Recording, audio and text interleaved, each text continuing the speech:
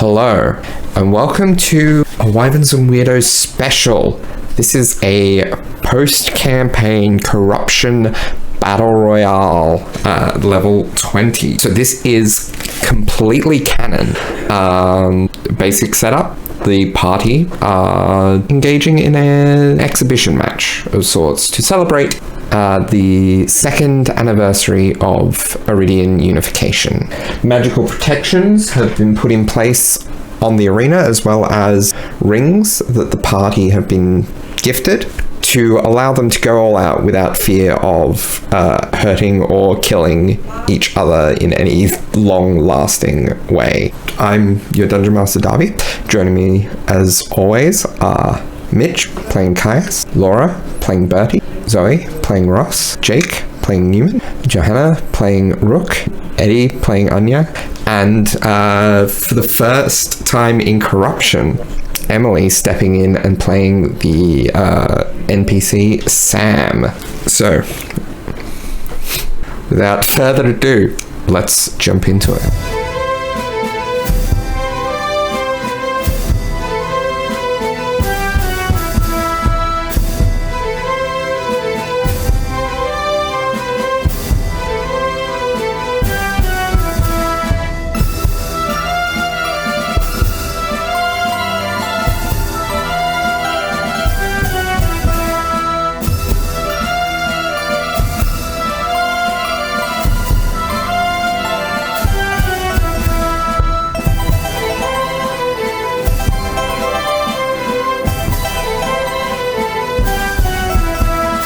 It has been just under 2 years since the defeat of the Wizards of the Ruins in Karas, and exactly 2 years since the official unification of Erethold. To celebrate, there has been a great festival organized, and a centerpiece as part of it is the exhibition match between the heroes who save Erethold and Karas from two great threats.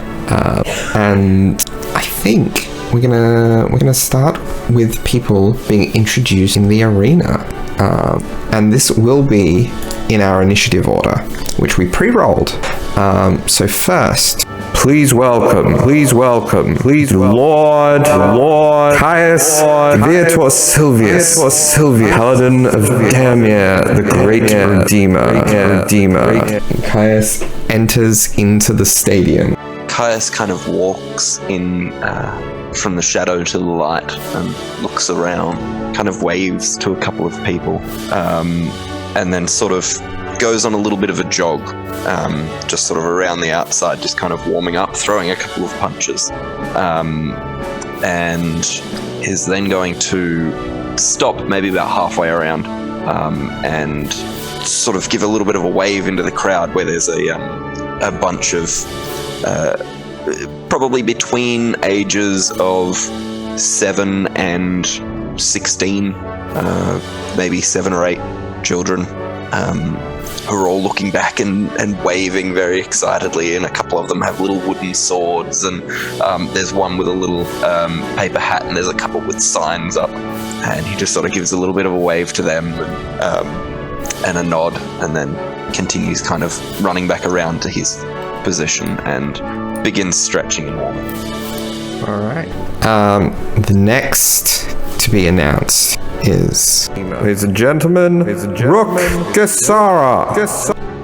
Rook strides in, a casual but powerful presence, and kind of just like does like a little casual wave up to the audience and just strides along strongly. She's wearing a little bit fancier gear than usual, trying to look presentable, and she has the old the circlet that Anya gifted her, the braces, the belt, all her the items of power and the gifts of love. And she also kind of squints into the audience a little bit, trying to see if Roya is in there at all, and then walks back and stands beside in her place. Next, the Elven Champion, Anya. So, Anya steps forward into the arena, and any onlookers, especially those who would know her, looks to her and sees her eyes uncovered, a silver glint in her eyes.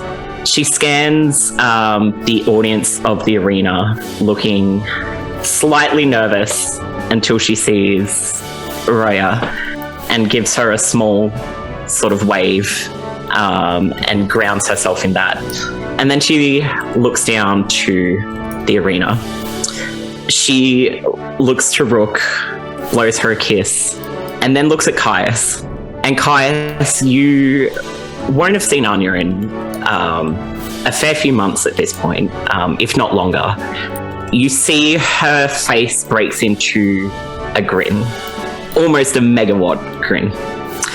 And faster than you may be able to react, this lithe, dark figure sprints at you and jumps up and gives you the biggest hug. In your ear, you hear a whisper of, "It's so good to see you." It's wonderful to see you as well. No, don't go easy on me. And she sort of jumps down and stands next to the other two, bouncing on the balls of her feet a little bit. And anyone who knows Anya can tell she's excited to see the others as they arrive. Master Inventor Newman Mills!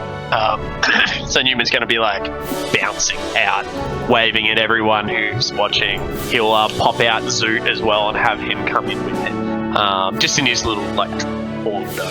And he's going to find like a nice little place to kind of hang out, preferably somewhere near. He's going to try and go for somewhere near cover. I'm not sure, just looking at the map, if there's anywhere that he can get to quickly, but that's basically where he's going to be looking.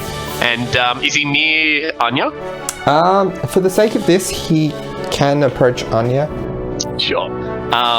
So he'll approach Anya and be like, so do you want to do this like last time?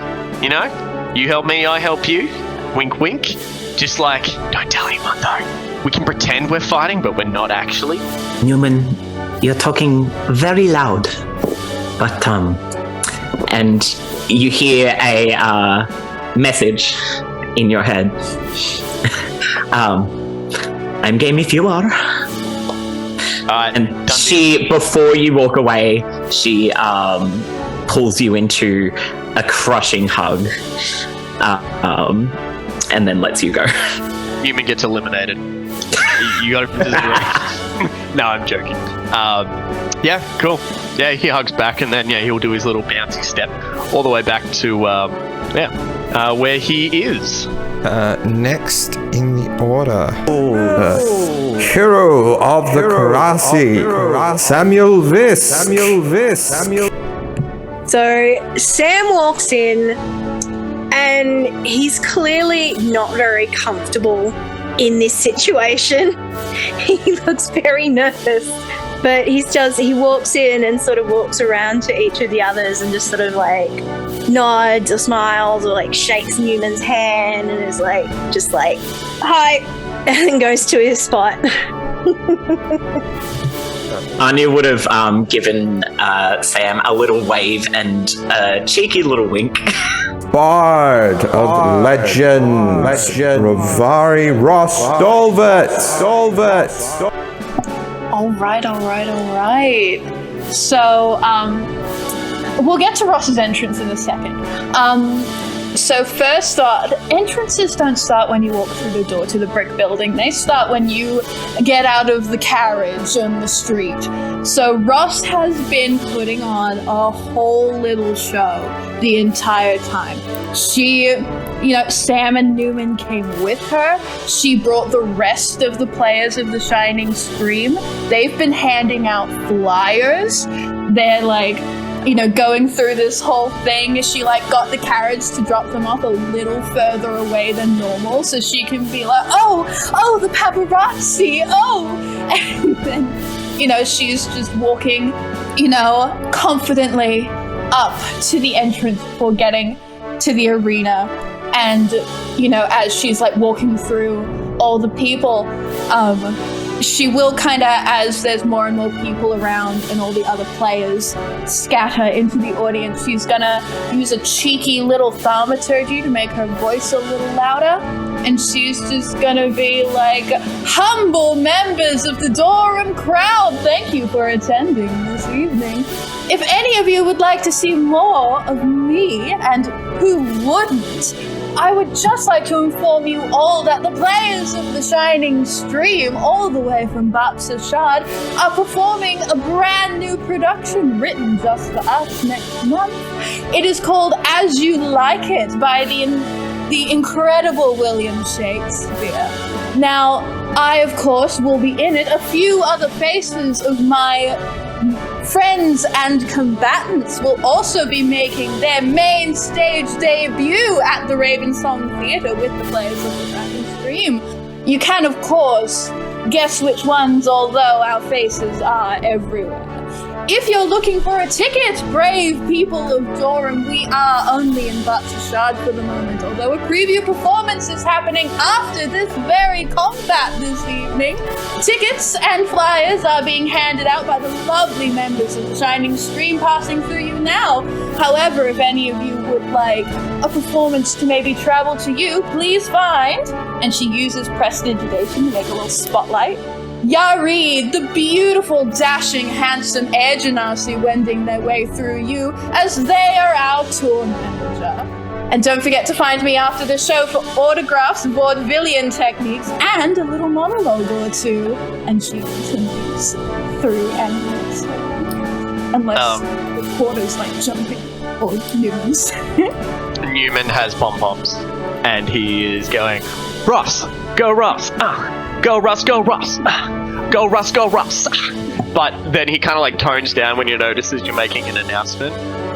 He doesn't want to steal the thunder from that. So he's like, go Russ, go Russ, go Russ, go Russ. Yeah. When Ross is done, she like gives a little thumbs up to Newman to be like, you can be loud again. There is like, it's sort of in the crowd, there's like a weedy little reporter that kind of comes up with a notepad, and he's got like a brown suit and a brown top hat. And, excuse me, ma'am, Michael Featherton, Daily Tavern. How do you feel about the similarities cast between your performance on stage in 𝗖𝗔𝗦𝗧 and your performance here? Are you going into this as a scripted event? A scripted event? No. I think that part of this battle royale is not just to prove to the people of Durham that we are the true heroes they named us many years ago, but to also show that all of us, anyone, with or without training, can be gifted at improv. That's what this battle royale is really about. Thank you. And she like actually shakes his hand and gives him a little head bow, and then we'll cartwheel into the arena. As she finishes her cartwheel, Rook kind of like slides over and tries to do a little pyrotechnics with produce flame. It probably looks really awkward. Ross just like beams, like the biggest grin in the world, and just gives Rook like a little thumbs up with some prestidigitation sparkles. Ross would also hear by message when she sort of arrives at her station. Is like, now, I have a feeling that running up and hugging you right now would squash the effect of the performance. So just know I'm very excited to see you. It's very good to see you, Rovari. Hi. It's really good to see you too, Anya. Hi. And finally, the magical merchant with the most, Bertolt Baywerin. And we'll do another little find, as very similarly to Ross, Bertie has been has arrived a lot, like with a big lead up to the arena. He arrives quite late, and he is a picture. Flashes of sequins and glitter angled to capture every mundane and arcane spotlight. Vibrant pink hair plastered back with the slight otherworldly brain buzz and scent of the Feywild, which just seems to envelop everyone that he walks past. And despite his short height compared to the other contestants, he stands taller and more confident than anyone who knew him in his younger years would ever have seen him. As a sidebar, I will also note, while Bertie is talking, he is sort of gesturing in an incredibly flashy, highly expressive way. He's almost solely doing it with his left hand, very strategically in front, almost angling it so the lights dancing around him manage to sort of specifically capture the glitter of the brilliant engagement ring band he's wearing. I imagine as he makes his way to the arena proper, there's probably like a neat swarm of onlookers, and the Durham press is still there who might call out as he walks past. Mr. Wyvern, Tilly Tuesday from the Durham Gazette. As a knight of the Of Seven... course! Your skill in protecting the city is already well known. What are you looking to bring into the arena today, Mr. Wyvern? Oh, shucks, you don't have to flutter a guy like that. I am engaged after all. No matter how far I make it today, I'm just so lucky to be representing Durham, the city I am proud to call home and the center of all my business and creative ventures. As a Knight of the Seven and a representative of Durham, I've already won. Mr. Wyvern, Keith Longshort, the Nightly Sunrise. Yes, Your of course. fiance is also in this fight. What are your thoughts on possibly facing down Mr. Silvius in the arena? Oh, well, don't you worry. I am a showman after all, and I'll bring you all a show to remember. Of course, on the occasion that myself and my darling honey might need to cross blades, locked in not-so-mortal combat, I promise we'll keep things clean. Oh, well, as clean as I can keep things anyway, am I right? And he winks at the imaginary fantasy camera. Mr. Wyvern, Madam Seeley from the Loquacious News. Mr. Wyvern, there have been many rumors that with the history between the two of you as knights and the terrors you faced in the past, that there might be a bit of anxiety with you and your fiancé in keeping each other safe and alive on the battlefield. Is that something you're afraid of reliving today? Well, I for one can vouch for the calming and extensive therapy sessions Durham can provide, but, you know, what can I say? I can only hope things won't come to it. I'm a sentimental guy, and I'd sure hate to be the hypothetical person to come between us. And he gives sort of like another broad grin, except this one shows all of his teeth, and this sort of hard flash of momentarily pointed Feywild glamour, slipped teeth that are much less inviting, before he sort of reaches for what looks like a wire-wrapped gemstone, which he's braided into his hair, which he like sort of just flips down, and his voice is magically enhanced and booms across the arena. He quickly changes tone in a flurry of petals. But my, it's been so wonderful having a good old chat, but I better not keep anyone waiting any longer. I hope you'll be cheering for me, Durham. And Bertie sort of presses on into the arena as they announce him.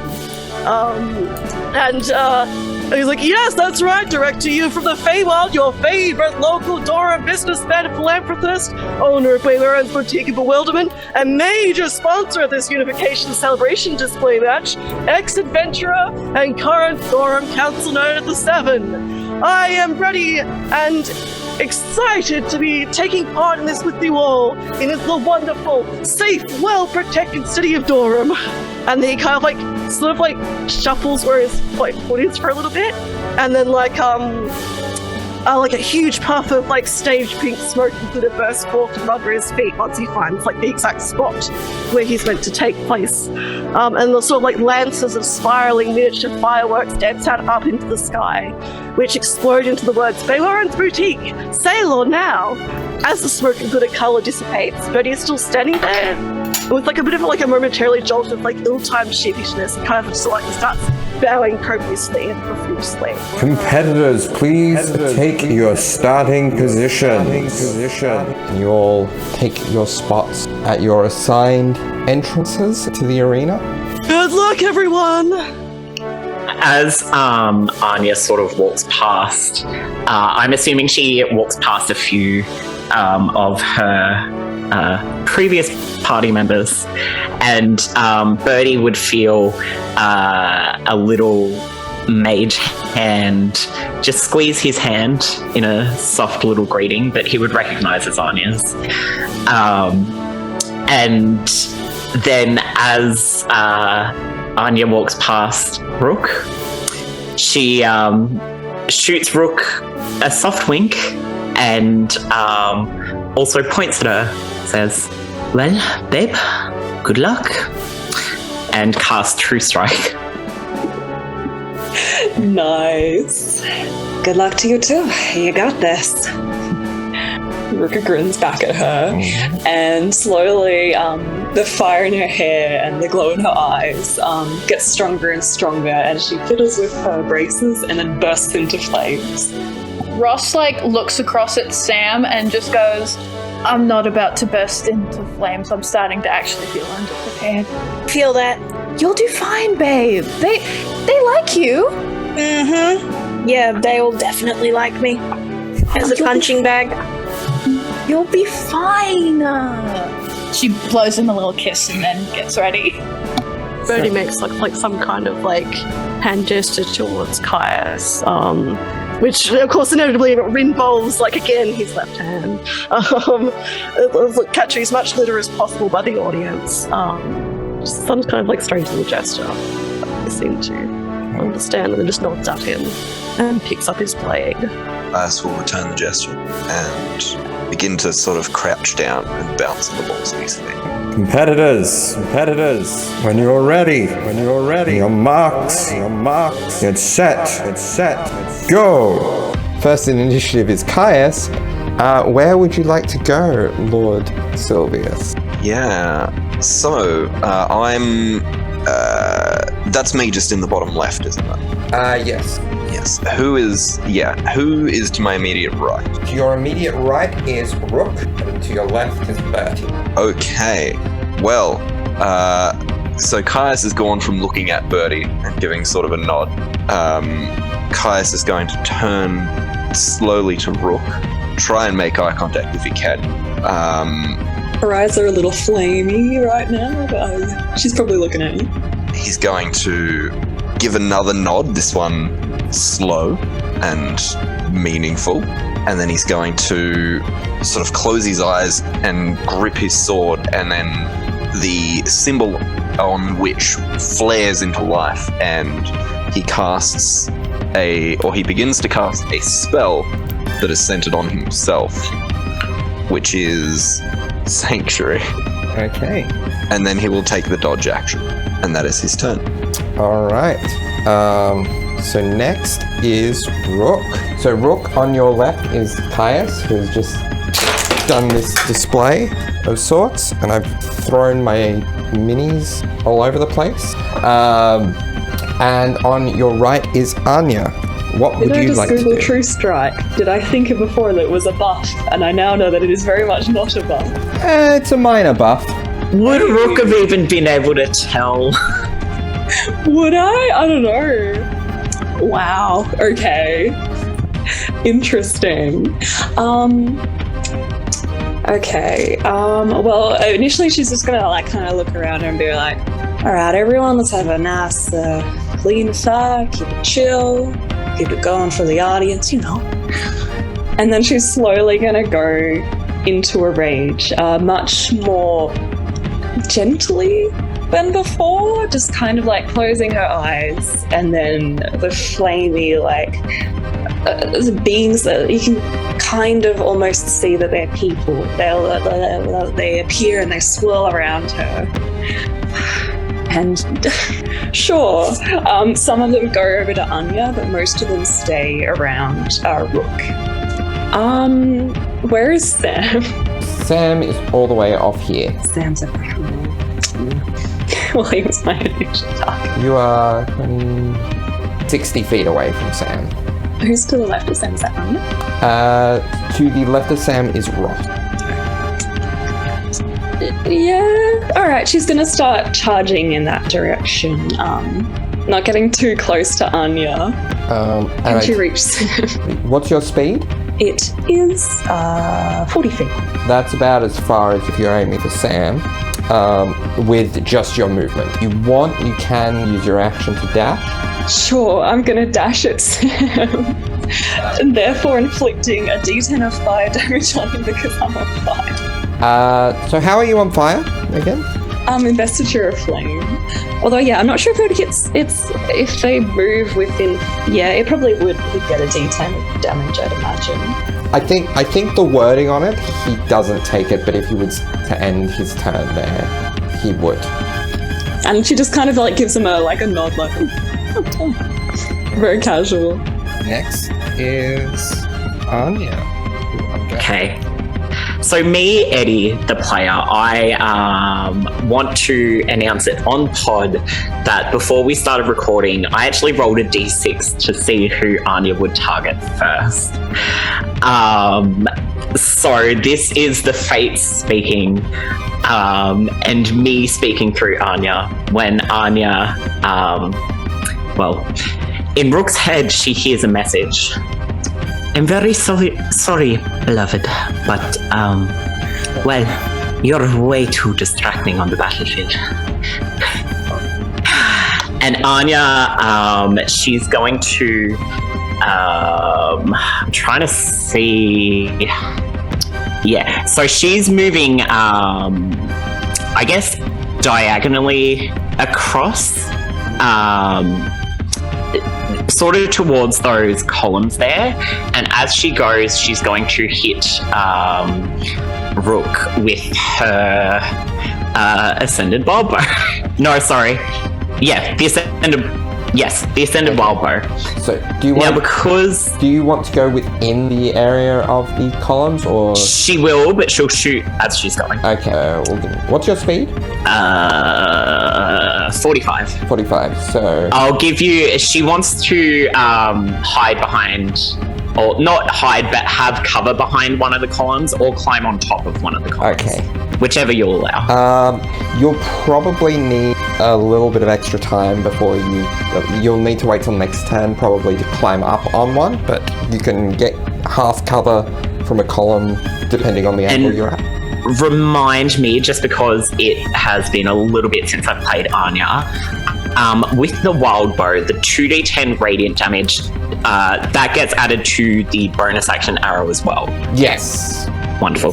Perfect. So the first shot that she takes at love of her life, Rook, is at advantage due to True Strike.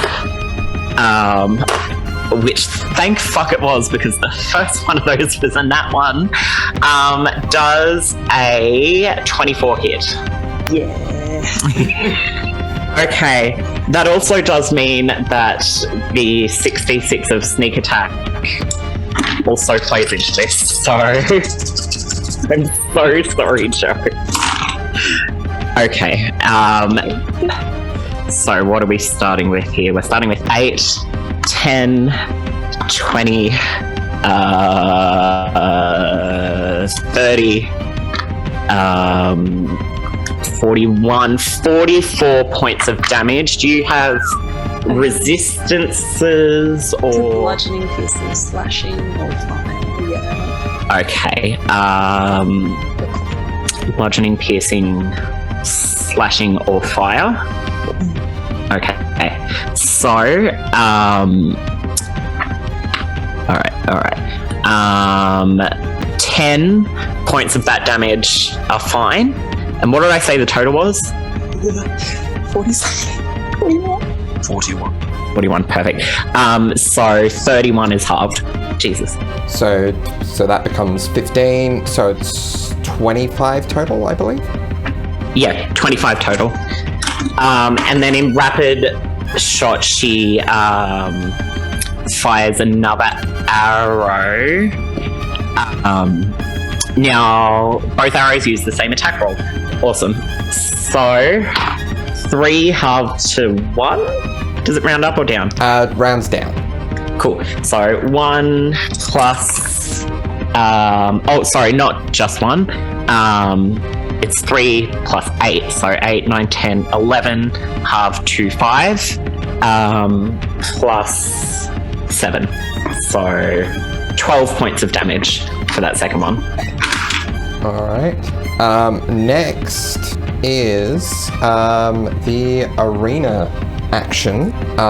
So Anya, in the center here, you feel it get blisteringly hot, like a really warm, excessively warm summer's day.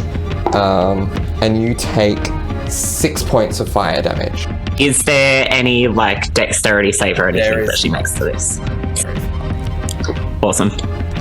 But that is all for now. Newman, your go. Alright. So Newman's going to look around and see what's up and sees not much is happening except over at Anya's area. And he is just going to take a bow, pull his hood over his head, and disappear. What they don't see is that he will also cast Sanctuary on himself as a bonus action. Because of how the hood works, it does not get rid of the invisibility. And then he will... he has his movement left.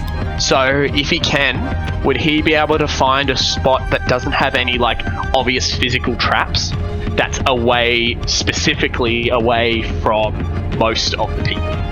Is there like a corner where like no one's really around? So there are two corners that are currently unpopular. The one where Rook and Anya started off, or the one closest. Yeah, he'll go towards there.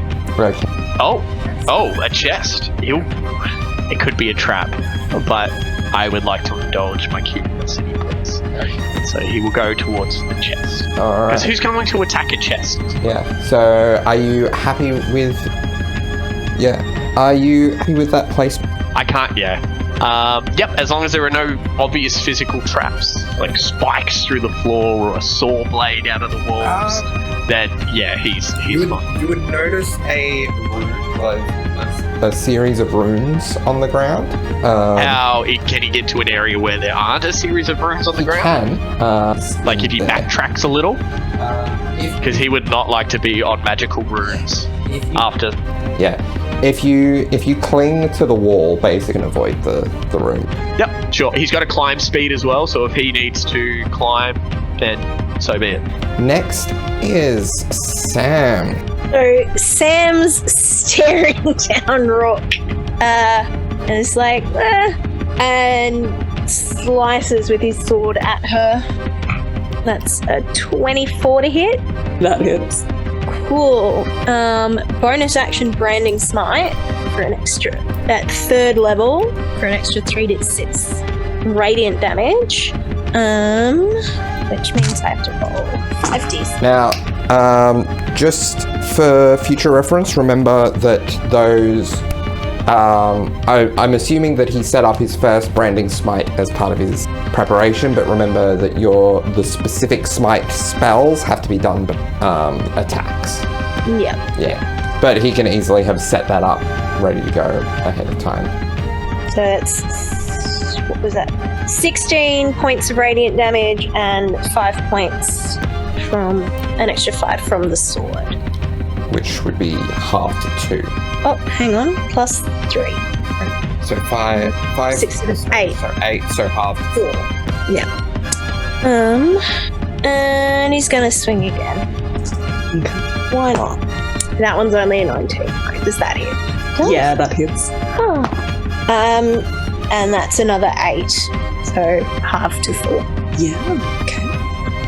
And then he's just gonna look he's gonna stay where he is and try and look very bravado-ish. He's gonna take 1d10 fire damage.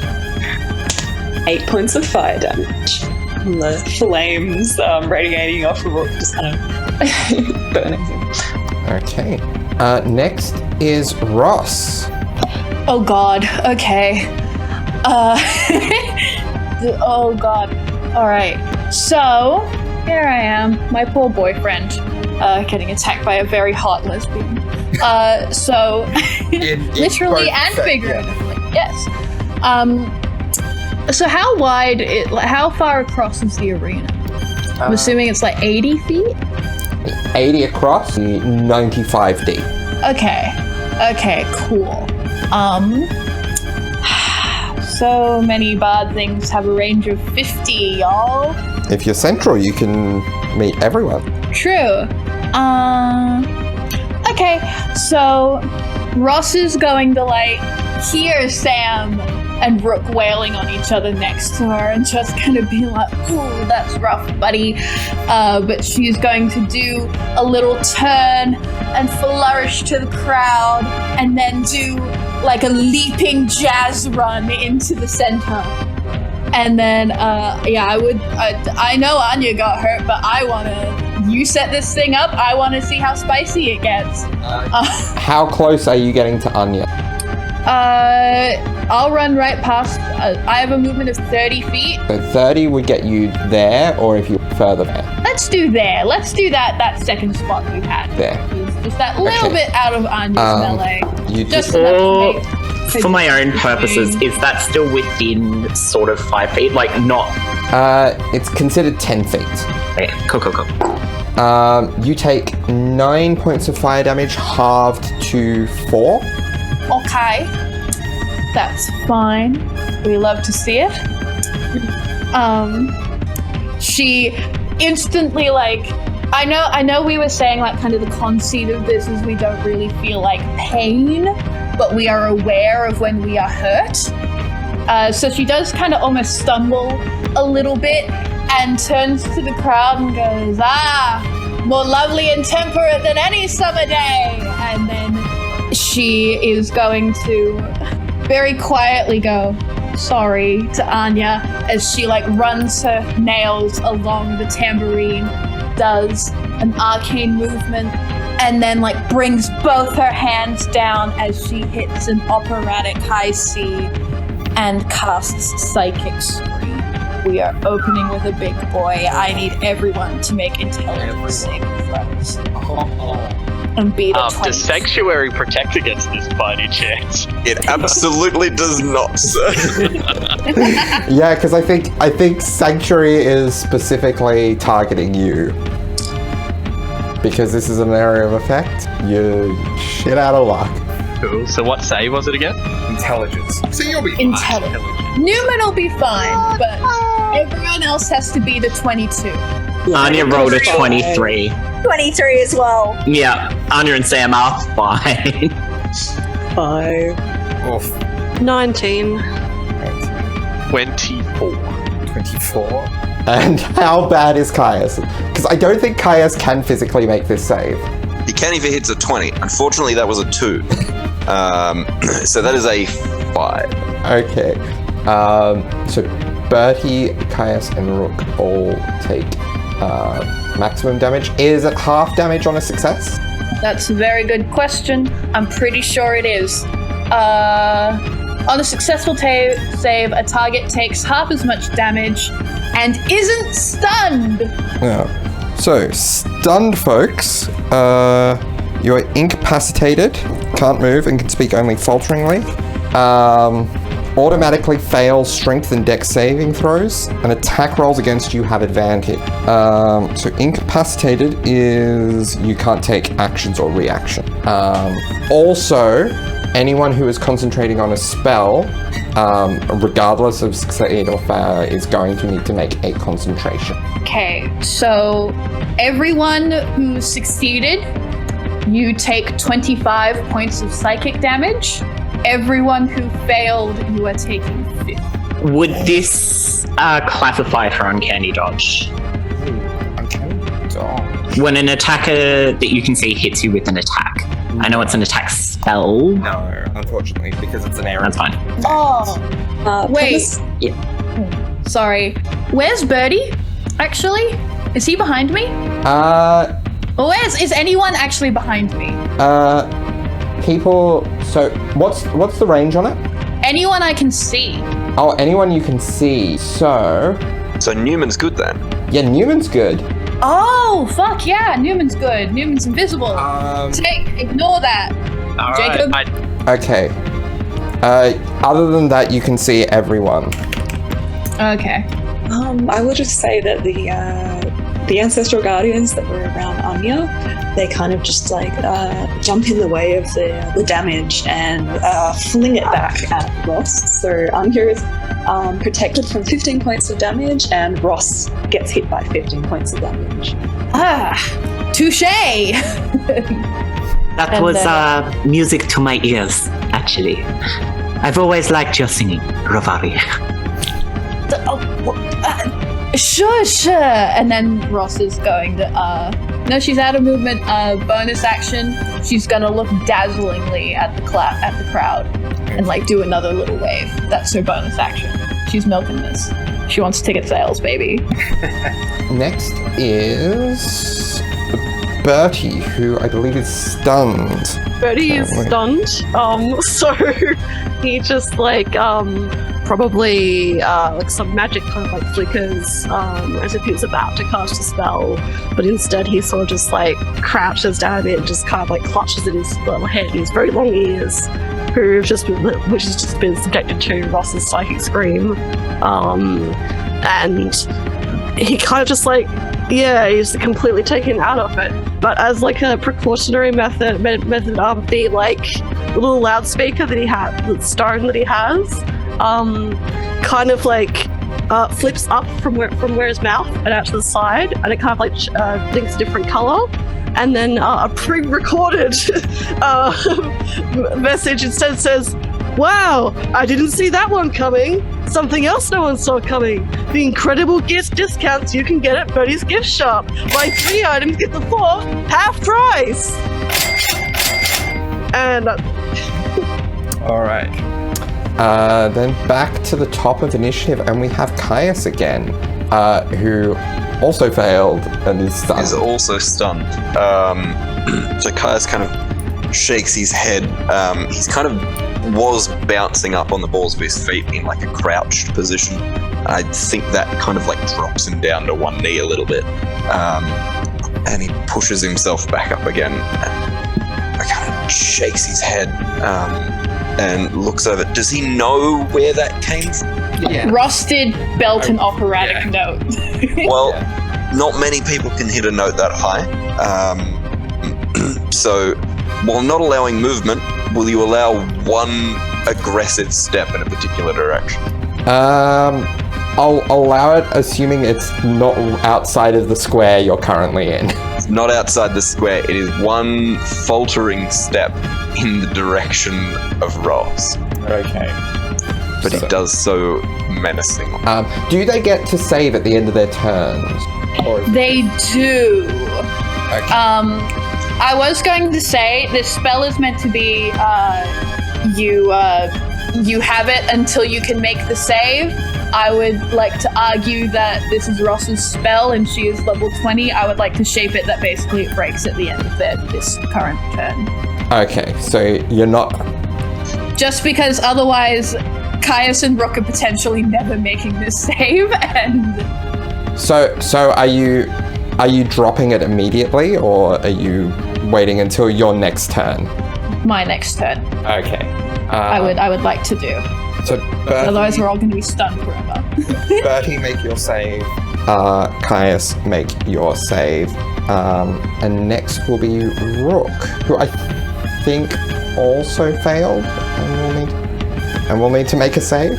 Yes, that's right. So it's an intelligence save? Yes. Yeah. Haha.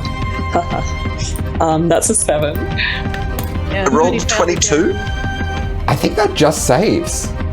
22 is a save. Caius made it. Smart! It's my man. In that case, he takes 2 steps. Okay. Sure. Okay. And Bertie, did you save or not? I failed again. Okay. All right. Next is Rook. Did you reattempt? Yours was a 7, wasn't it? Yeah, she fails again. Yes.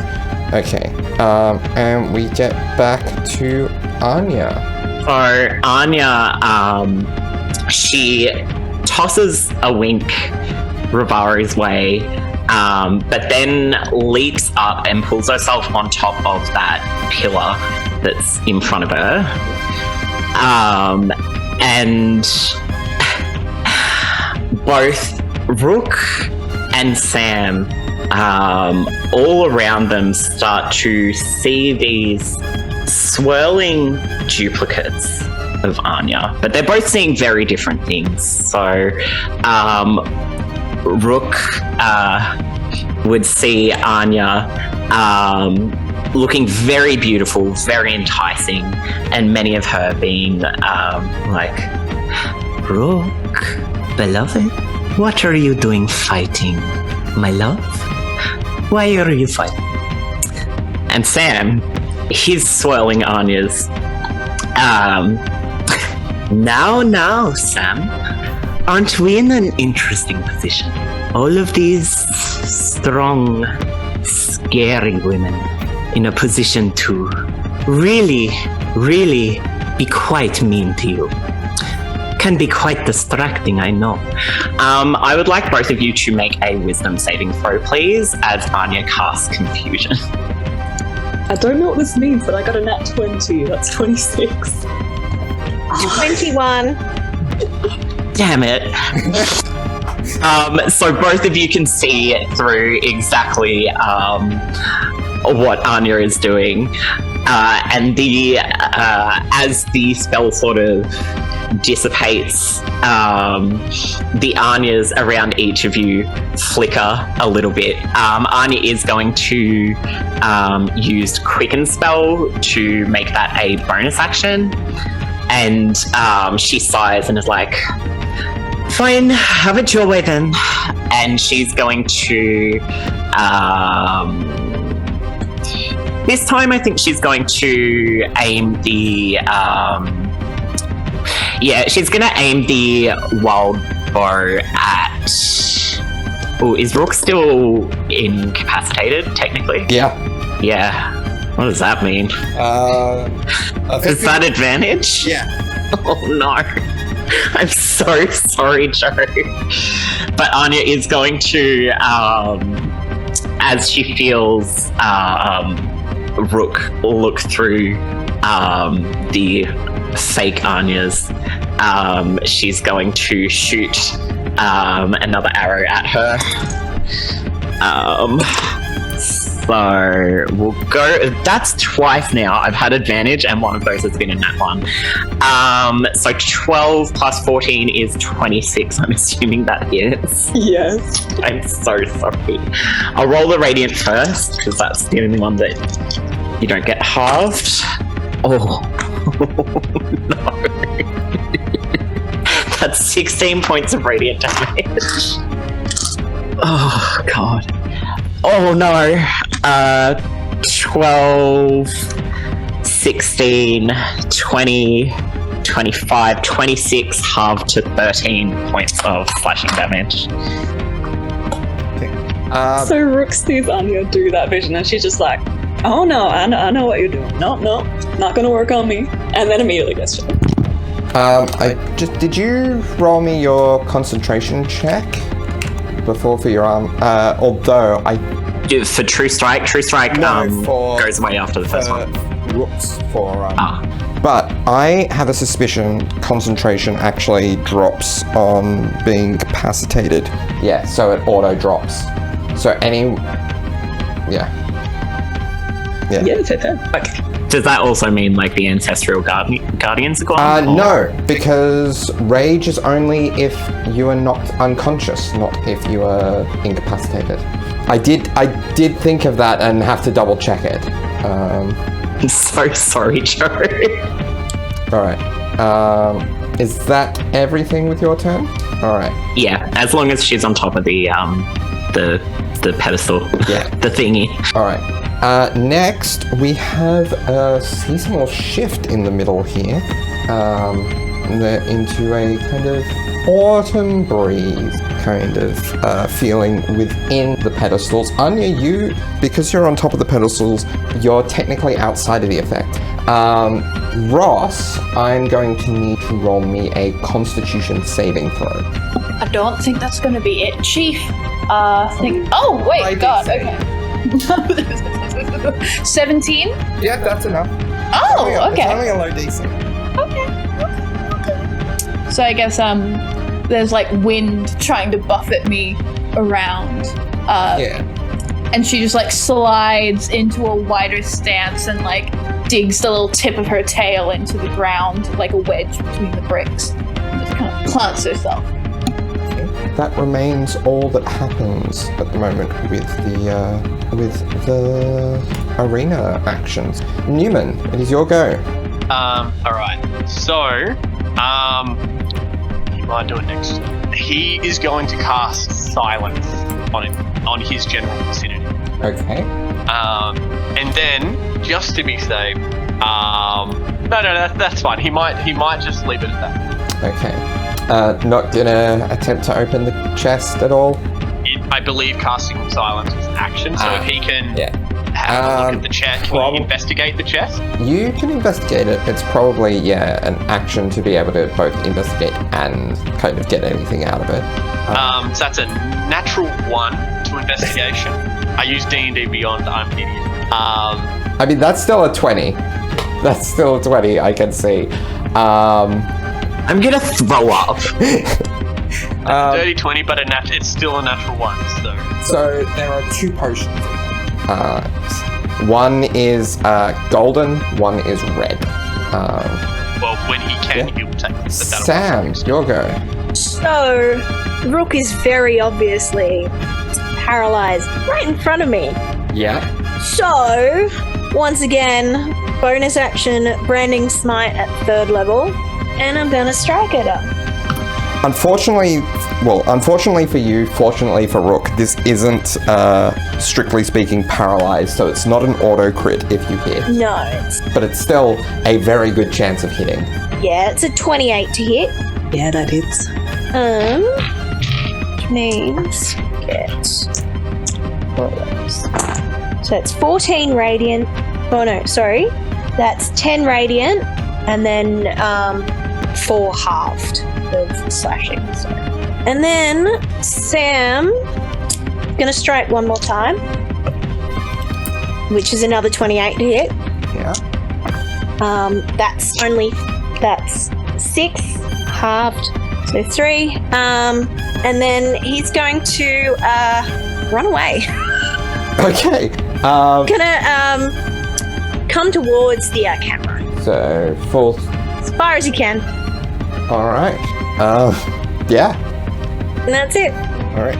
Next is Ross. She's just done a pretty. She's harmed her friends, but in the fun, sexy way we all agreed to. So the center of this thing can hurt us, which is fascinating. Are they runes on the ground? Runes on the ground. In the center, yes, and up the back where Newman is. Not that you would know that Newman's there. Okay. Yeah, I just saw my bestest best buddy just vanish. And she does kind of mutter to herself like, "It's a display, Newman." And she's going to... you know what? I would love to make like Anya and climb one of those little pillory boys. All right. Which one? The one? I climb the furthest one from Anya. Okay. All right. I'm assuming that. Would that take any of my action or bonus action? It probably would, because you are 20 feet away from it. So in order to actually get up it, you would need to essentially action dash. Okay. So Ross is going to, once again, do a little jazz run over to the pillar, and then kind of go to do a little flourish and climb up immediately, like skid down a little bit, and be like, okay, and then like climb all the way up to the top. So I still would have like a bonus action.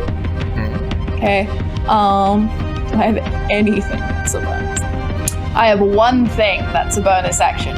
So she's going to look around from her high little vantage point that definitely has nothing bad that's going to happen to it. You definitely haven't built something to swoop in to stop us from all climbing the pillars. And she's going to look at the crowd and do another little bow and just be like, "Are we enjoying the show?" And just quietly to herself, as she moves her hands around, she's going to give herself a little first level healing word as a bonus action. And just regain 4 plus 6. 10 hit points. Okay, cool. So yeah, she heals herself and now she's up on a pillar. All right. Next is... Oh, are you still dropping concentration? Yeah, so Birdie will have his turn now. Okay. And it is Birdie's turn. Okie dokie.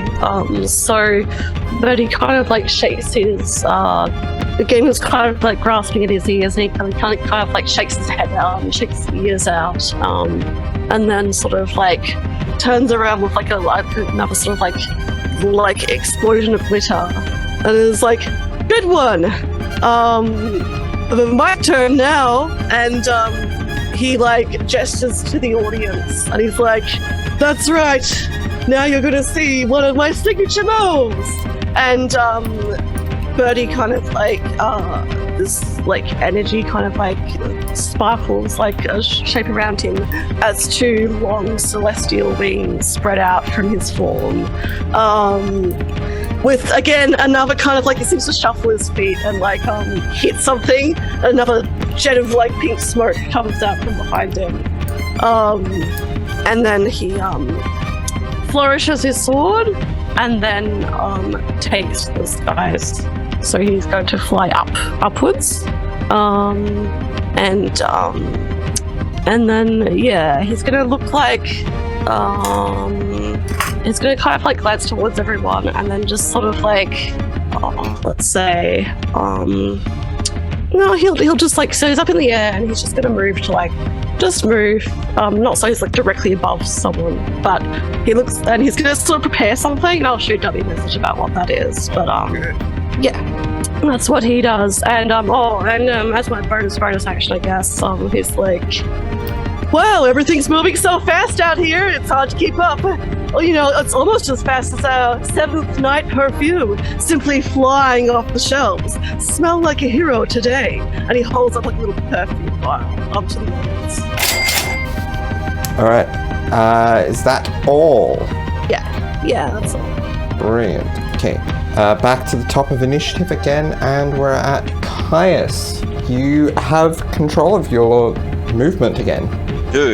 So, first things first, I'm hoping this is a free action, but I am willing to spend time on this if possible. Caius is going to look up to the sky and just kind of like sigh with a little smile on his face, and then he's going to focus again. So, he's going to look at a couple of things that are happening. Firstly, someone screamed in his general direction, and that was, that hurt. He wasn't a huge fan of that. But there's also a lot of combat going on, and Caius would like to throw his weight around that. How far away is Caius from Rook? From Rook, 60 feet. Going direct, you would cut through the center to do that. Otherwise, you're a bit of a longer route. That would take you 80 feet. Yeah, we're not super worried about taking a longer route here.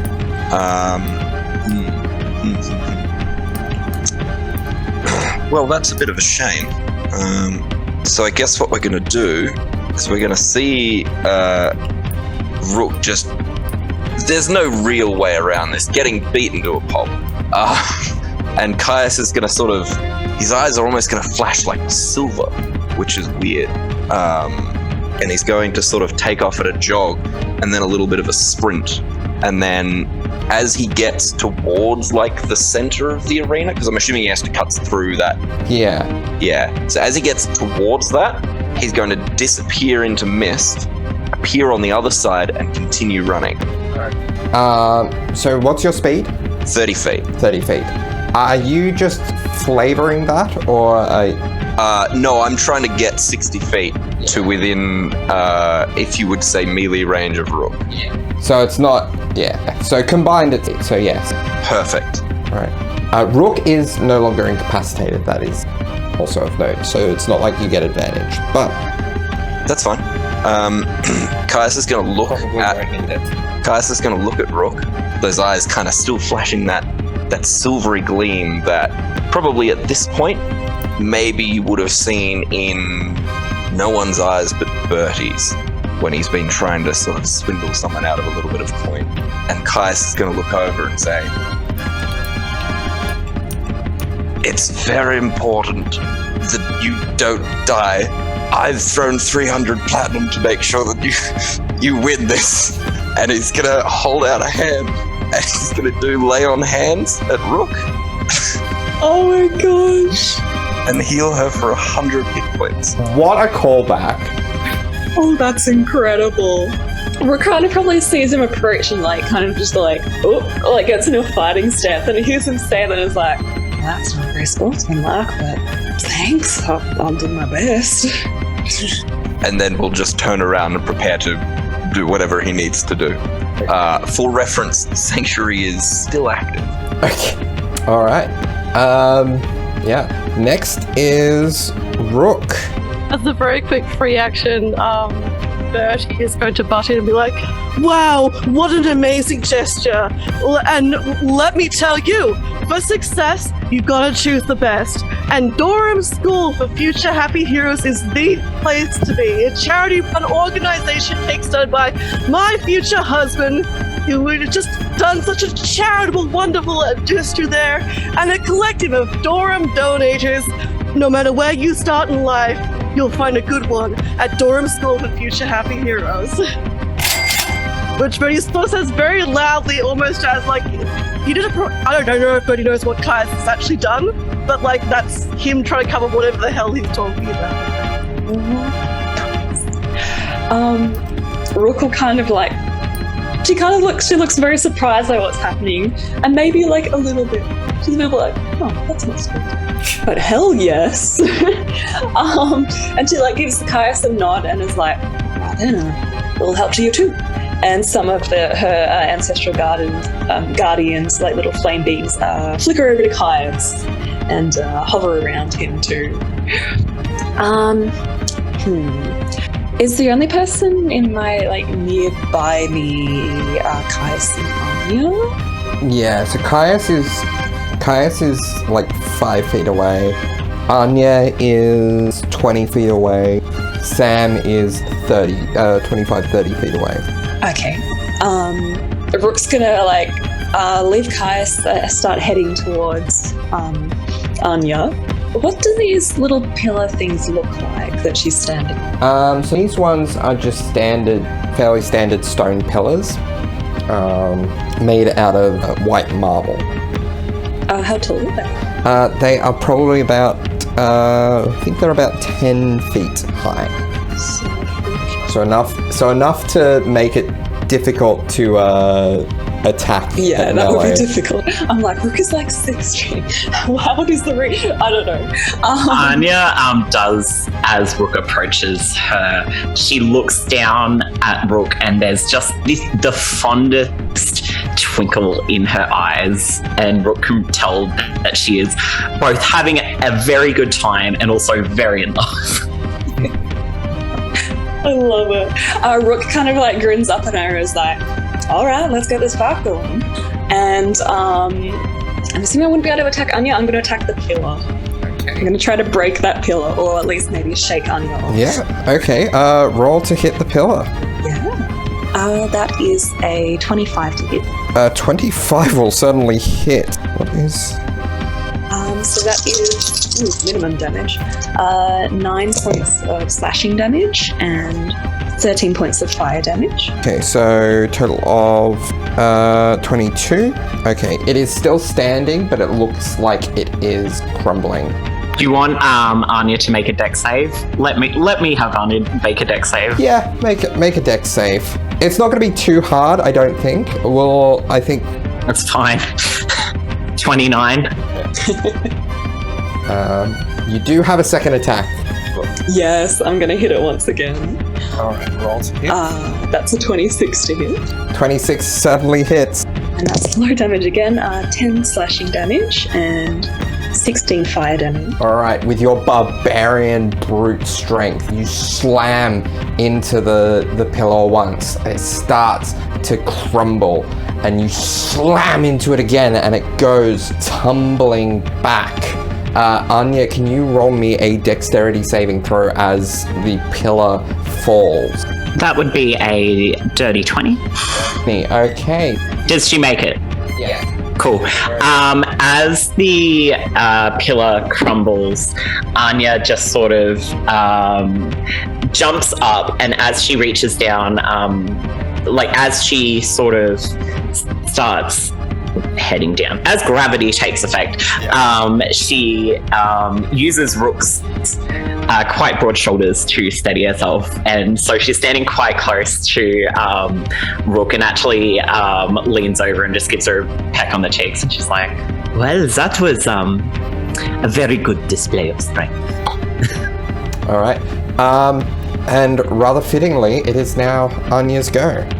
Now, quick question: a 40-foot cube.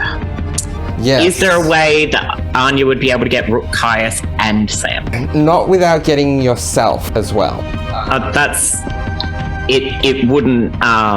It doesn't apply to stealth, so it's fine. What's the 6 creatures of Anya's choice? Okay, within that 40-foot then cube. yes. Is there a way to get all of them? Yes. Cool. So. Yeah. Everyone else is just out of range. That's fine.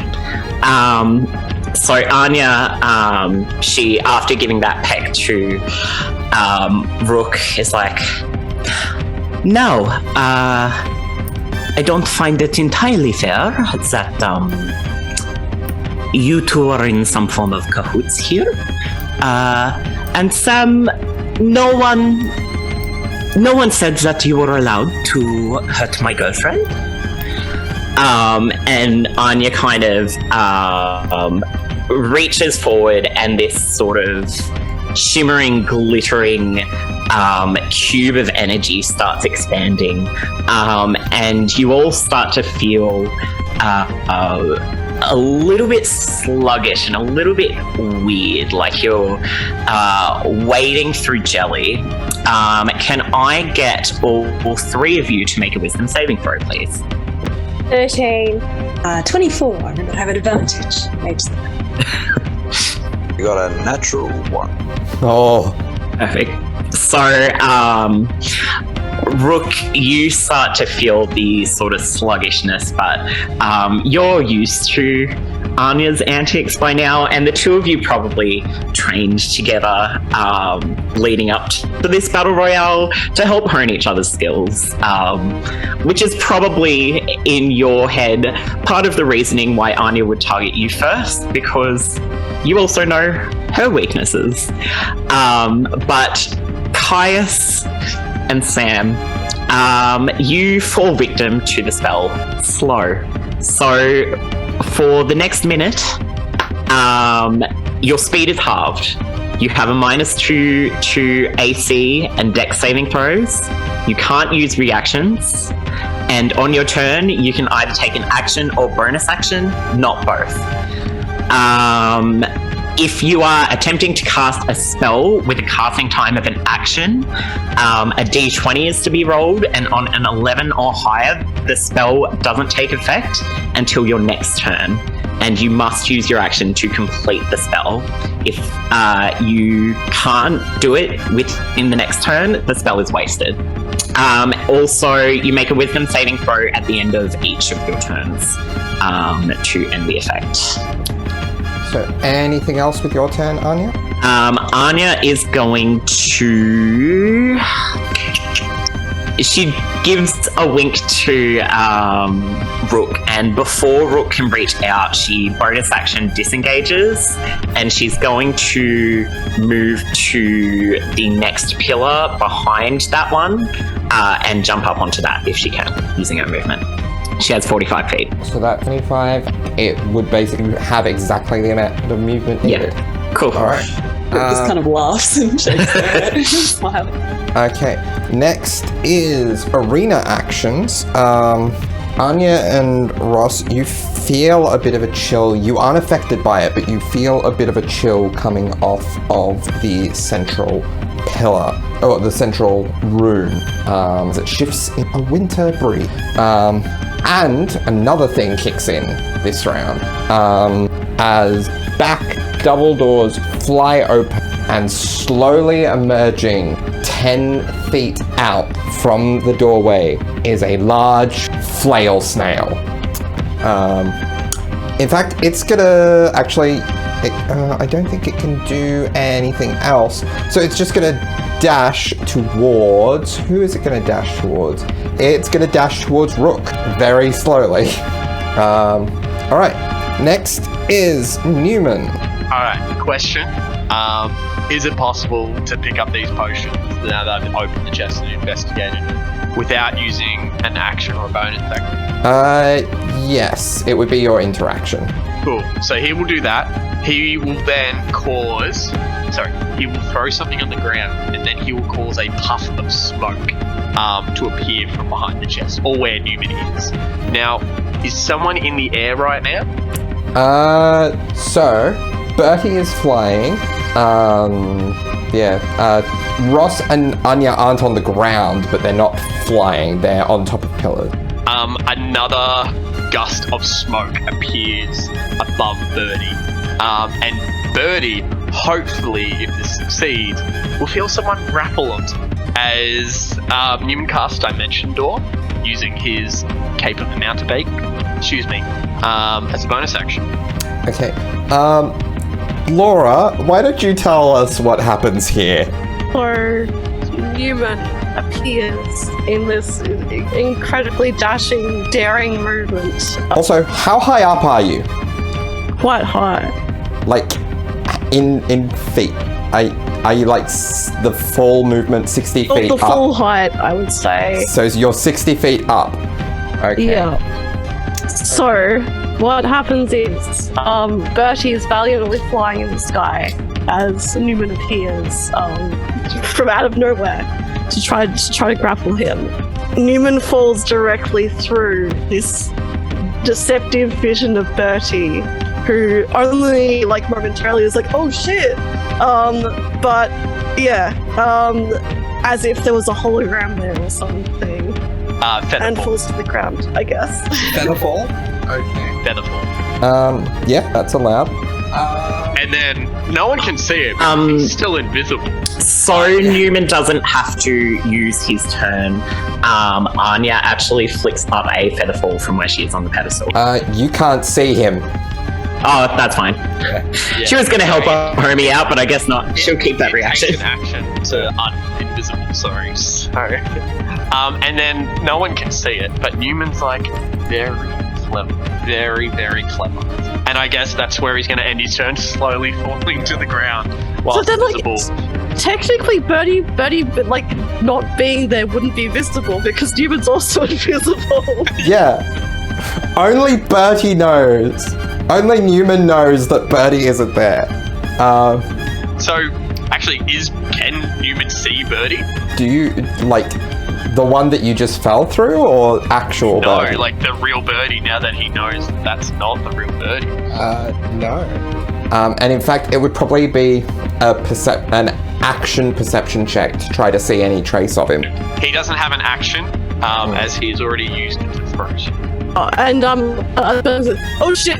Oh, well, it's worth mentioning the upcoming Karasi production of As You Like It is actually Sam and Newman's debut with the company that plays The Shining Stream. I've just got news that ticket sales are picking up, so hurry! Sponsored advertising. All right. No. It is not the next person. Oh. So, from the cloud of smoke behind the chest, and again, this is all silent because it's in a bubble of silence. Does the silence move with you? No. Oh, silence back at the chest. Okay, yeah. Zoot in dragon form will start enlarging and appear from where the cloud of smoke left. But again, this is silent because it's within the bubble. And Zoot is going to line up a shot, if he can, in the direction of everyone and perhaps the flail snail. And Zoot is going to start falling upwards as the runes here are anti-gravity. Is that the runes? Yeah, the runes on the ground. He has a fly speed. Yeah. Can he stabilize upside down? He can, but he would be taken by surprise and kind of fall. To be on the ground, he would have to be flying, technically. He would have to use his movement to get back to the ground. I'm happy to do that if he's got enough. I think so. What's his movement? I'm having a look now. 90 feet of flying speed. 90 feet. Yeah, so he can get back down to the... But is he like upside down, or is he like just pummeling the ground? Yeah, he's probably upside down. Although he could right himself if he wants to. I feel like riding himself would probably be the proper thing to do. And another cool thing that he would do is that would disperse the smoke that was brought by the cave and the mountain bank and kind of push that along the ground of the arena, not having any effect other than the theatrical. Which I guess can act as a little pre-warning as a line of lightning. Actually, radiant light bursts from Zoot's mouth in a 5-foot wide line through as many people as Zoot can aim for. So, what's that? What was that one? Avoid Anya, which he should be able to because Anya is up. So the obvious line from where you are, you're only going to get 2, but you'll get Rook and you'll get Sam. So what kind of save is it? Will he get the flail snail? No, the flail snail is just off that line. Does Zoot have any movement remaining to kind of reposition? Yeah. To get the flail snail? But he would no longer get Sam. He could get, if he wants to get the flail snail, he can get the flail snail and one of Rook, Caius, or Sam. Flail snail and... So, Sam needs to make a what save, as well as the flail snail? DC 16 saving throw. Okay. What type? Of dexterity. Okay. The flail snail is not good at this. Failed. Because Sam has slow cast on him at the moment, is that at disadvantage? I think it is. What sort of save is it, sorry? Dexterity. It isn't at disadvantage, but it has a -2. Ah, there we go. Still got the spell up, I got you. Brilliant. Okay. It's a 29. Okay, so that will be half damage for Sam and full damage for the flail snail. So what's the damage? Alright, and it is 7d8, which is just 22 radiant damage, halved to 11. Okay, or full for the flail snail. Okay. And I guess that's going to be the end of Zoot's turn as well, which follows. Okay, alright. Next is Sam. Sam is getting annoyed and is going to take a leaf out of Newman's book and taps himself on the chest, and I will roll to see whether this works this turn or next turn. What number did you get on the dice? 10. 10? I'm sorry. On an 11... Oh, no, hold on. On an 11 or higher, the spell doesn't take an effect until the creature's next turn. Okay. 10 it does. Cool. I'm assuming it meant for me to roll the d20, but I don't care. You rolled it and we'll just go as rules written. So Sam turns invisible. Alright. And he's gonna try and use what little movement he has to sort of shuffle up the wall a little bit back towards Caius and Rook. Yeah, because you're half. Yeah. Next is Ross. Okay, I'm prepared this time. So she's on top of these little pillars. Birdie is flying towards her in a glittery, beautiful vision. Anya is behind her, slowly gaining more and more range. There is a dragon, there is a flail snail, and her boyfriend's just turned invisible. So Ross is going to, again, move her arms around, look up to the audience with one arm raised, and go, whoever loved that loved not at first sight. And as she brings her arm down, I'm going to cast See Invisibility. Alright. So her eyes will like flash this bright red, and suddenly like there's almost like an aura glowing around them. Is that the spell, or is it like, just her being theatrical? Who knows? But yeah, she can now see anyone that is invisible. Yeah. And she can also see a little bit into the ethereal plane. So I'm assuming both hologram Birdie and wherever the real Birdie is looks kaleidoscope as hell right now. Yeah, so you can see Birdie. Interestingly, you can't see Newman. She has this very dramatic moment, and then is like, what the fuck is new? I'm gonna grab an extra birdie mini. So Laura, whereabouts would Birdie be? You know what his goal is currently, so however far he's progressed, I suppose. Would he have dashed on his last turn? Yeah. Okay, so he'd be getting close. So, strangely, right by Caius. Although Caius has no idea. That's not strange. So Ross, she kind of does a full sweep, expecting to see Newman. Spots Sam, sees Birdie next to Caius, keeps going, looks back at Birdie next to Caius, looks at the hologram, and then just kind of like nods as if like, hell yeah, that's sick as hell. And then with that invisibility, like being able to see invisibility, but she can't fucking see Newman, she's instead going to go, but I am falser than vows made in wine, and she's going to, oh wait, no, it's not a fucking bonus action. Pretend I didn't say that, that's next turn. Doesn't have a bonus action. She's just gonna look cute on top of that little pillar and just keep looking for Newman with her pupilless eyes like, God, what is he doing? All right. So next is Bertie. So Bertie, what do you get your illusion to do, and what do you do? Although you can... Oh, well, I know what you're doing. Yeah, I think. You know what I'm doing. Your movement. Okay, so gets you there. Bertie is going to continue to fly, I guess, towards where what direction is it going? So just past Ross. In fact, he's going to kind of like look like he's going to dive bomb, but then just zip past her.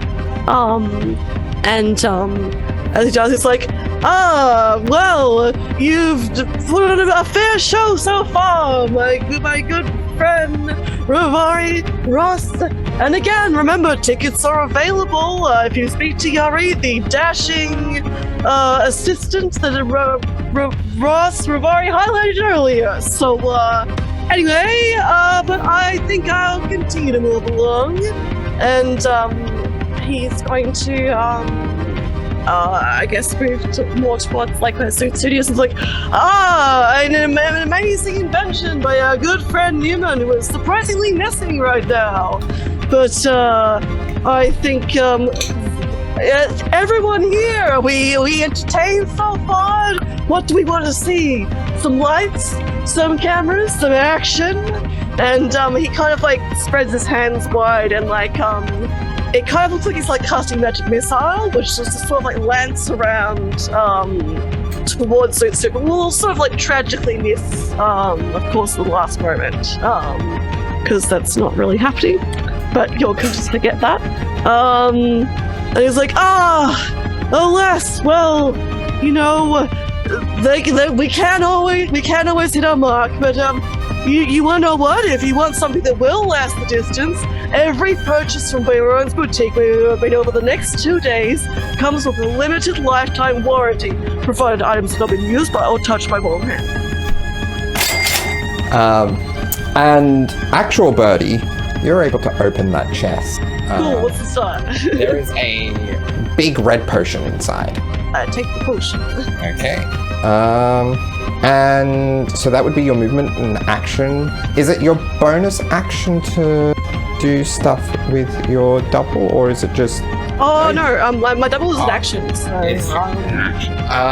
Yeah. So it'd be probably your interaction to open the chest. You can't grab the potion yet, but you see that there is a potion. So someone sees the chest pop open, and a potion tantalizingly is there. And Bertie will just sort of prepare to like make a movement that only he can, or that he and Ross can now see, to dodge if anyone comes running towards him. Alright. Next is Caius. So if anyone was to see that box opening, it would probably be Caius, as he's closest. So therefore, no one saw the box opening.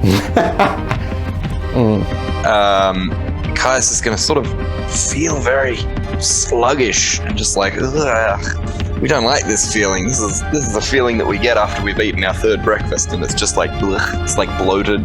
But he's recently, thanks to the divine power of Lady Daemir, he's come up with, or rather she has come up with a method for him to sort of counteract being slow. So he can do an action or a bonus action, is that correct? Yes, but not both, I believe. Not both. Perfect. He's going to crack his neck, and again, he's just going to grab his shield and just kind of bang it on the ground, and it releases this sort of high-pitched ringing noise. Nowhere near as aggressive as what our lovely bard friend did previously.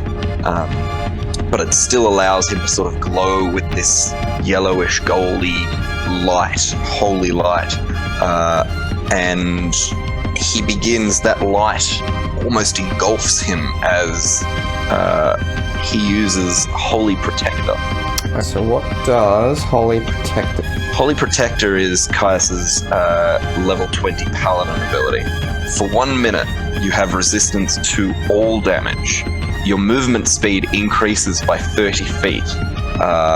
And then there's a bunch of stuff about allies, which we're in a battle royale, so technically there are no allies. However, Caius is Caius. So for the benefit of this, the allies are Bertie and Rook. So whenever an enemy attacks an ally within 30 feet of me, the enemy takes 1d10 radiant damage, and if those allies are within 10 feet of me, they also benefit from my shield's AC, which I believe is either +4 or +6. Would that have... It's +4, yes. Would that shield be normal for the allies, or would it have the -2 that comes with the AC of The negative, Caius? it would be normal. The -2 is a separate modifier to his AC. Also, Sam and Caius, don't forget to roll at the end of your turns to try and drop slow. Yes. Towards the end of his turn, he is going to sort of move towards a wall or away from... He's seen a lot of spells being thrown in the last 18 seconds that have hit more than one individual. So he's going to try and sort of move away from really just everyone else. Not necessarily Bertie, because he doesn't know that Bertie's there. But he's going to try and probably hit that wall and move a little bit further. So the wall that he's closest to, and then away from Sam. 30. So you're right by actual Bertie. Accidentally, yes. And a wisdom save is, I don't think it's going to be enough. That's a 16. No. Okay. All right.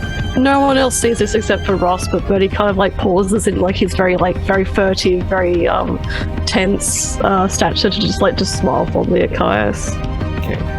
Next is Rook, who I believe is still slow. Oh no, Rook passed. That's right. Incredible wisdom. Yeah. Rook locks eyes with the flail snail, which is slowly approaching her, and she just kind of goes, see you in a little bit, buddy. And then she's gonna run over to Anya's pillar and just ready her battle axe and go I've been working on my patience. I can go all day on that. I can knock down any pillar, I'm working. I'm trying to be more chill and everything. And then she kind of thinks for a moment, thinking back at Bertie and all his little broadcasts, and turns to face the audience and is like, "Oh yeah, I'm writing a book, by the way, a self-help book. Keep an eye out for it, a dummy's guide to not revenging bad for your help. It's a working title, all right. Keep an eye out." And then she's gonna take a swing at the pillar on your song. All right, roll to hit. That's a 32 to hit. Certainly is. And that is... I can actually do the right amount of damage now. 18, 9, 20, 21 slashing. 21. Okay, does a significant amount of damage. Anya, roll a dex save. Yeah, that's an 18. 18, that's fine, because The pillar's still standing. It's a little bit rocky. Oh, and there was 23 fire damage as well. Oh, on top of that. Yes. I was accidentally rolled d6 as well. It's d10s. Okay, so it actually does come crashing down. Does the 18 still pass? The 18 still is probably enough to save, because it's not that far a distance. Where would you like to land?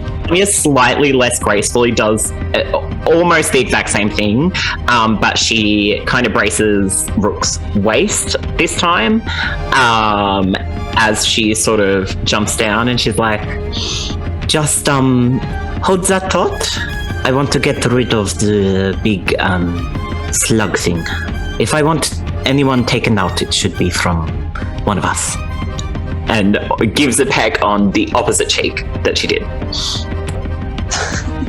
And appropriately, it is Anya's go again. I've still got another attack. Oh, yes, you do. But I'm like, Oh, yes, you do. how much would I... I'm happy for Anya to roll a persuasion if you're stuck with it. Sure, alright. It's my modifier. I don't know if Anya's a charisma heavy person. That's a 17. Sorry, what do you roll against persuasion? I mean, I'd assume insight. if you want to roll something, it's an insight. Otherwise, you can just make a decision based on the 17. Yeah, that was a 2. Anya's like, yeah, I mean, it's Rook's like, yeah, it's pretty slow, but yeah, sure, yeah, let's take out that snail. I don't know if I would even move, but it left. I think you do, because you've got quite a bit. What's your movement speed? 40 feet, yeah. 40 feet. So we're about 25, and then, you do have enough to get back to the snail. Alright, I'll go back to the snail and I'll take a swing at it. Alright, roll to hit. That is 33 to hit. That certainly hits. Yeah, it's hard to miss. 17 slashing damage. 17 slashing. And... don't worry about the fire, it is immune. of course. There we go. Yeah, 17 slashing damage. Alright. Smuggle. Alright. Now it's Anya's go. Could Anya feasibly... she'd get sneak attack because the flail snail is within 5 feet of Rook. Yes. And of Wyvern. Yeah, thank you. She was gonna get closer, but instead, I think what she's gonna do is, she's just gonna attempt to shoot it with her ascended wild bow. Okay, so that's a 31. 31 certainly hits. Okay, perfect. Now, does it have resistance to radiant damage at all? Just so I know what to separate, because everything else is the same. Does not. Cool. So I'll roll them all together. So all of this will be plus 8. Oh my god. Okay, 8, 9, 10, 20, 30, 40, sorry. 48, 54 points of damage. Okay. Go to the flail snail. Yep. And Anya is actually going to... Can I get a wider view of the battle arena, please? Okay, perfect. Anya's going to use her movement to duck near the... she's going to basically be underneath the pillar that Rivari is on, but she's going to bonus action hide. Do you want to know? Yeah. Do you even really want to know? That's a 32 stealth. Okay. Yeah. So, Anya disappears. Alright. It is arena action time. Anya, Or no, I need a bit far to pick up on this.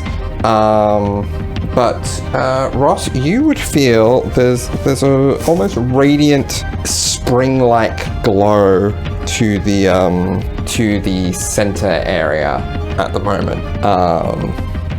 Okay. There's just a moment where she looks up at the hologram of Birdie and then goes like, wait. Meanwhile, the flail snail is gonna attack. Is Rook the appropriate target? It is. It's gonna make 5 flail attacks against you. Alright, so let's see. That is a 23. Yep. Another 23. Yes. That one's only an 11. No. 22. Yes. And another 23. Yes. Okay, so you're gonna take 4, 8, 15. So, well, they're all halved individually. So 2, 2, 2. So 6, 7, 8, 9 points of bludgeoning damage after resistance. Right. Thought I was gonna get a one-shot KO'd by a snail. Would any of Caius's effects protecting Rook apply here? Not the saving ones, but it does take. It's within 30 feet, yes, with Caius. Rook is not within 30 feet of Caius at the moment. The attacker, though. The attacker, it is. I think just barely, yeah. Yeah. It will take a whopping 1d10 of radiant damage. Okay. Technically that's for whenever an enemy attacks an ally. Technically it takes 5d10. Yeah, I because wasn't sure if that was okay. Because it attacked Rook 5 times. You are a very lenient DM, thank you, sir. I mean that's the wording of the ability. I'll take it. It's not the ability's fault that like the flail snail's way of doing damage is a lot of smaller attacks. And I rolled it is a 2 capstone 10s and 2 ability. 9s. Oh, so that's already 38, and then what's the other one? And then a 1. So 39 points of radiant damage. Okay. That went well. The snail is looking incredibly shaky. And that's everything. Yes. All right.